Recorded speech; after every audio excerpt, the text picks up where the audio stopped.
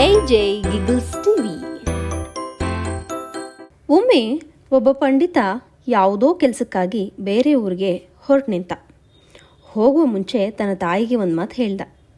ಆಗ ಅವನ ತಾಯಿ, ಮಗು, ಹೋಗುವಾಗ ಒಬ್ಬನೇ ಹೋಗೋದು ಸರಿಯಲ್ಲ, ಜೊತೆಗೊಬ್ಬರು ಇರೋದು ಮೇಲು. ಈಗೋ ಈ ಮುಂಗುಸಿಯನ್ನು ಜೊತೆಗೆ ಕರೆದುಕೊಂಡು ಹೋಗು ಎಂದು ಮುಂಗುಸಿಯನ್ನು ಕೊಟ್ಟಳು.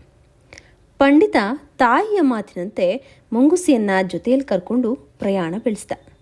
ದಾರಿಯಲ್ಲಿ ಅವನಿಗೆ ಸ್ವಲ್ಪ ಆಯಾಸ ಆಯಿತು. ಒಂದು ಮರದಡಿ ವಿಶ್ರಾಂತಿಗೆ ಎಂದು ಮಲಗ್ದ. ಸ್ವಲ್ಪ ಹೊತ್ತಿನಲ್ಲೇ ಪಂಡಿತನಿಗೆ ಚೆನ್ನಾಗಿ ನಿದ್ರೆ ಹತ್ತಿತು. ಆಗ ಮರದ ಮೇಲಿನಿಂದ ಒಂದು ಹಾವು ಇಳಿದು ಬಂತು. ಆ ಹಾವನ್ನು ಮುಂಗುಸಿ ನೋಡಿತು.